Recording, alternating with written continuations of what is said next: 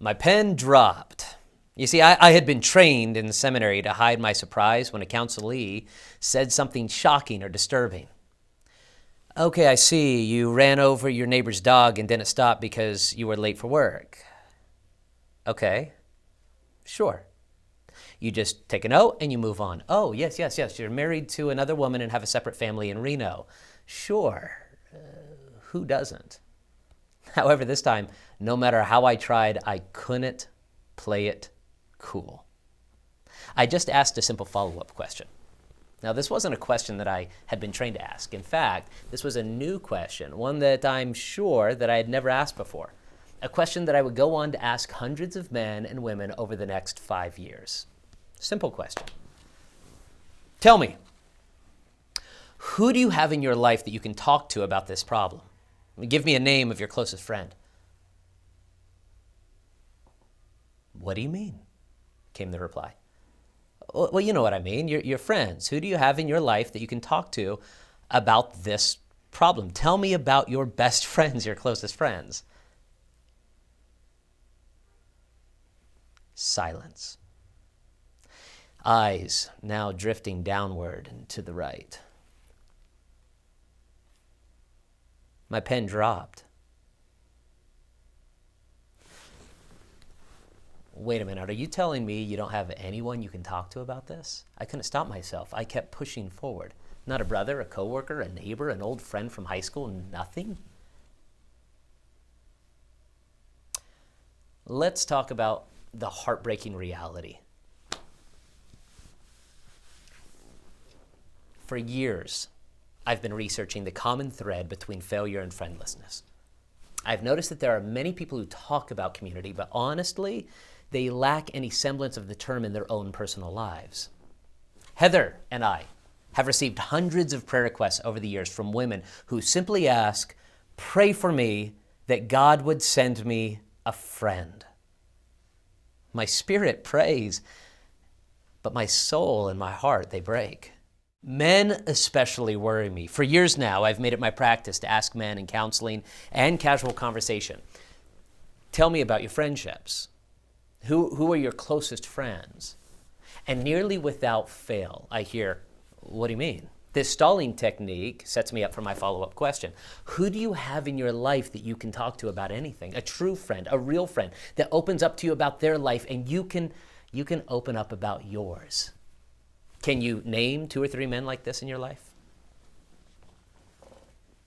Okay, let's talk about the excitement of a quest. Yeah, I love a good quest story. The journey, right? I like him in movies and I like him in books. The unlikely hero is suddenly pushed out of his comfort zone through a series of mishaps that ultimately lead him into his destiny. We imagine ourselves as these legendary characters. We imagine ourselves in these amazing tales of bravery and triumph. Frodo, he walks away from the Shire. Luke, he has to leave Tatooine. Katniss volunteers for the games. Harry moves out of the cupboard underneath the stairs. Christian hikes the path to Pilgrim's Progress. And Tom Sawyer, well, he enters the cave. Even Susan enters the wardrobe. In each and every one of these stories, you'll notice that the hero's friends are not merely the source of help that he needs to accomplish his own journey and finish his own quest. Instead, they are the reward of the quest itself. Luke ends up standing beside Leia, Han, and Chewie. Katniss has Peeta after the wars have ended. Christian has met faithful and hopeful along the way. Frodo returns to the Shire with a deeper friendship with Sam than he had ever known previously. And the great reward for Harry was not his fame and fortune in the wizarding world, but rather his friendships with Ron and Hermione. This leads us to the purpose of this book. I want you to have friends. I am completely convinced that too many men are missing out on one of the greatest joys in life because they haven't been taught the value of friendship. Too many women are languishing in solitude because they've never learned the principles of relationship building. That's why I wrote this book. That's why I've prayed for you. No, that's true.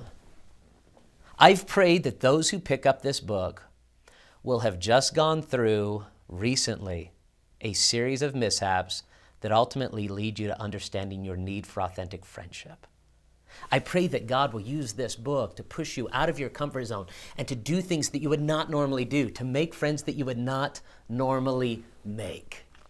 You see, this book is not the quest. This is simply a guidebook for those who are considering a quest for friendship. It is an invitation to learn to gain and maintain strong relationships with the people who ought to be closest to you in life. Dear reader, you don't have to walk alone.